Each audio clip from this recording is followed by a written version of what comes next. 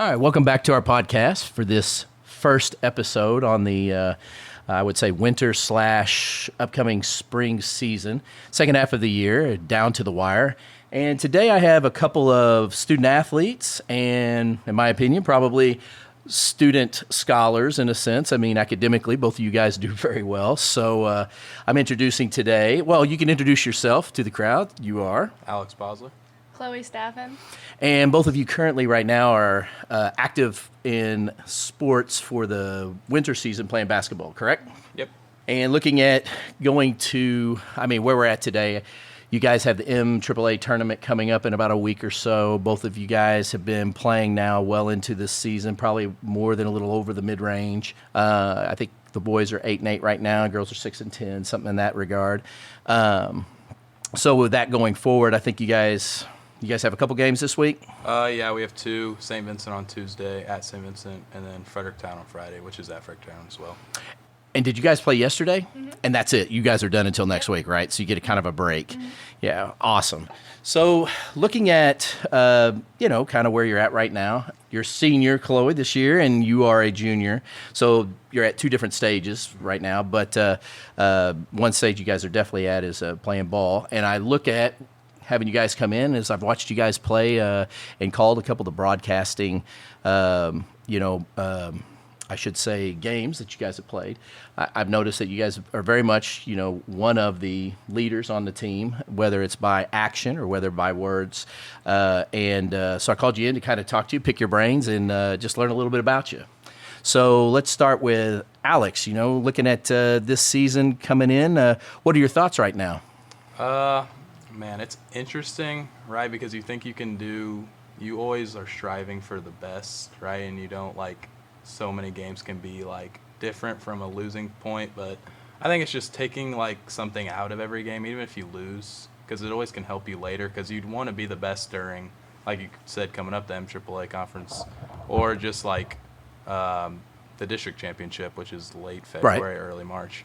But it's been okay. Obviously 8-8, that's average, I guess you could say. Or you're 50-50 right now. Honestly, you go either way, winning season or, under that. So I don't know. It's definitely kind of up and down, but I still think all of us think we have another step we can get to, or another level we can get to beat kind of these top teams that have really good records. So, well, I hear you there, but you got another year coming up, Chloe. You, on the other hand, this will be it for you, and you're going to kind of ride the sunset after this, and then I think you go into softball, which maybe, if I'm incorrect, is your favorite sport or best sport right now. Cool. So looking at, where you're at right now, tell me a little bit, are there any skills that you take from, basketball that you can build on with your upcoming sport that you're going to play? I'll definitely take the leadership role over to softball too, because there'll be a lot of underclassmen coming into softball too, which is how it is for basketball right now. It's all freshmen and seniors, so we have to be leaders. Well, how many seniors do you have coming back in softball, do you know? We'll have about 4 or 5. 4 or 5? Yeah, so we'll have a couple. Cool. And then in between, the juniors and sophomores, not very many. There's a couple too. Okay, all right. Looking at the season right now, I know it's not the best record, but I do see you out there every night. You work hard. I see you directing some of the younger players now with just, I think, 4 seniors left right now on the team? Yeah. You have no choice but to bring up freshmen because that's all you got, right? Yeah. And I've seen you directing them on the court and kind of mentoring them a little bit. And so how's that been? Is that a change for you? It definitely is a change because last year was all upperclassmen, all people with experience. So it's definitely different, but they're adapting and they're listening to us well. They're taking it. What's the plus or minuses of that you're feeling? The minuses is experience. We have to be patient, and that can be hard sometimes, but we're having fun together. Well, that's good. How are practices with you guys? Are they intense? Or are they enjoyable? Are they? It depends. It's definitely intense in a way, but as the season goes on, you kind of get used to it a little bit. But it has to be intense. If it's not an intense in a way, then maybe you're not doing the right kind of stuff. But also, you have to try to make it fun. Like she said, you can't. It's hard not to try to have fun when you're just practicing because every day you're trying to get better, trying to push yourself and the teammates, but you need to make sure you're having fun and just laugh a little bit because sometimes that could help. Speaking of laughing, let's take a step back because since you're both athletes, Do you either of you? I know I did when I played ball. I still do. If I even find myself remotely going back and sort of even like stepping like in the batter's box, I still do the same crap, But you have any like rituals or you know what I mean, like good luck things that you do that's repetitive that kind of like you wear the same socks or the wear, you know what I'm saying, for any sport or anything like that?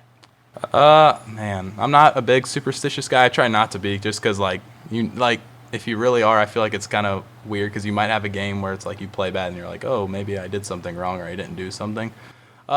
Just like staying calm, kind of like making sure you're in the right mindset, ready for the game. Like make sure you're just ready to go when they throw the ball in the air. So. How about you?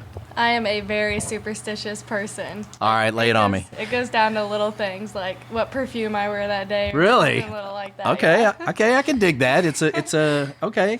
Keep going. Yeah, it definitely makes me overthink sometimes, but it's just I don't know. Add something more to it. I remember back in the day when I played ball, like in basketball, the coaches made you for every game dress up like super, super nice. They're like, we don't care if you can't afford it. Go to the junk store and find one that's used. We don't care if it's got holes in it, but dress up, that kind of thing. Does your team ever get together and have any kind of like day that like, hey, we're playing Farmington, let's do a blackout. We're all going to wear black to school today or anything like that? Some home games we'll decide to like just dress up nice or stuff, or on away games we'll all wear our warm-ups. Okay, yeah. How about you guys? Our coach has stuff for us to wear, so we're always wearing the same thing. He's big on like wearing the same stuff. Like we all have similar shoes. Sure. Even, so we all similar wear stuff, but like sometimes like if they'll have a theme at school, like for jerseys, an example, like we'll wear jerseys or something. Kind of like staying school like active and dressing up, but also like making sure we're representing our program well. That's cool. How about, okay, so this is all, do you eat a certain food that day before the game? Or, for prep, because I know some people are like, it is spaghetti night because it's loaded with carbs. I'm going to burn 1 million of them out on the court, so that's what we're having every game. So, the family would just be like, oh, that's 3 spaghetti nights in a row. Anything like that? Oh, man. Not really. I just try to make sure I'm eating something good. You don't want to put a bunch of crap in your body before you're about to play because, I've seen, when I eat pizza, this is just an example, but it just does not settle well for some reason. But so I have just not done that in the past. Must be the acid in the tomato paste. Yeah, maybe something weird like that, but that's just an example. I don't eat any set thing, but sometimes before games we'll have like team meals and stuff, and I'll eat then. But I definitely make sure to drink some electrolytes the same day I play. All right. So I do that every game day. So do you guys get any downtime at all for yourself? How do you make downtime for yourself where you can just kind of unwind and let all the stuff that's in the head kind of get out, sometimes relax some of your body? I know that's very, very difficult, but what are some of the things you like to do to try to unwind? I like to just lay in bed and nap, sleep as much as I can on the weekends whenever I am free. Or sometimes doing art or just listening to music. Okay. Helps me. Yeah. Alex? Probably just family time, because I feel like that's the time where you can just kind of not think about the sport, but also maybe you can talk about it with your family in a way to where you're kind of staying in it, but you're still downtime because you're with your family. But like she said, just sleeping, heck, and maybe just doing something else that you like or a hobby or something. Well, I know the generations are always different. When I was in school, we didn't have cell phones. We didn't have Wi-Fi or the internet. We had one computer, and don't get me started on what it even looked like and what it ran on. But for us, it was kind of like if I could get out of the house in a way and just some freedom just to see people. But I feel like nowadays, the consensus is, well, I can chat them or Snapchat them or something like that, or, do a live feed or something. Like you're never alone per se if you don't want to be. Does that affect maybe the way you kind of operate on your own downtime? It can, just because you're always with your team and stuff. So when you're by yourself, maybe it's a little weird. But I think it doesn't really affect me that much. When you're with your team and then you kind of step out, it's just you're living your normal life, kind of. Sure. Anything? I can agree with that. So coming up to the end of the season when it hits, you guys will. Alex, I don't know. Do you run track or golf or anything? So, so you're gonna have a downtime. Yeah. All right. So what do you do in your time? What are you planning on doing? Looking forward to? Man, I don't even know yet. I haven't really thought about that yet. But obviously, I'm going to take maybe a week just to settle myself. And then obviously I play football in the fall. I'll play next year. So maybe hit the weight room a little bit because I've been told I might need to do that, or just maybe get a little faster or something just in that time. But making sure I'm just spending time with my family and friends and just like enjoying high school life. Any personal goals? For basketball or for Just in general for the next, like, let's just general. say a year. I just want to win. Really, I want to win in football, have a good time, and just like build relationships that will last throughout high school, right? And the same for basketball, right? You can do that. And it's just like with every game, you're building better relationships with your friends, with your coaches, whatever it is. So, and that will also help like the game. I feel like if you have better chemistry with your teammates, like you're going to perform better on the court / field. Well, the team will perform overall, Yes. even if they're not performing physically all the time. Sometimes the behavior, the attitude, it's nice to know, hey, well, we're losing, but at least we're working together to do it, Yeah. you know. But Chloe, how about any goals for you? For softball, I really have high expectations for us. Yeah? I really want to go to state because I think we can do it. And we've been competitive the past few years. We just haven't gotten that far yet. Sure. With that being said, I think I talked to your dad a little bit and your mom, and they said something about potentially maybe a school looking at, like a junior college or Yeah, something? I've been looking at junior colleges and stuff. I'm actually going to tour one Thursday for softball. Where are you going? It's in Illinois. It's called Aurora College. Oh, yeah. I know it. Yeah. Well, cool. So I guess you have aspirations of continuing to play when you get to the college level? Yep. Awesome. And you know it's a job, right? Oh, yeah. I mean, you're going to school, but it's a job. They expect all the extra stuff with it, but you can build relationships there too. Let me tell you, it's definitely worth the travel and stuff. Looking towards your future, where are you wanting to go or see yourself in the next maybe 4 years, maybe 5 years? First, I need to pick out what I want to do with my life. I have not decided that yet, so. No, I hear you. I tell you, I graduated college and I knew what my area was, but I still didn't know necessarily what I was going to be the rest of my life. I ended up going into sales and marketing with Coca-Cola. So I guess is when you go to college, you're looking to find something out there. Yeah. Do you have a certain area, though, that you find interest I've in? been thinking about healthcare a lot. Really? Okay. That sounds interesting to me. All right. So cool. You like helping people? Yeah, I do. All right. You got the patience? Yeah, I do. I was going to say. It definitely takes special people, for that.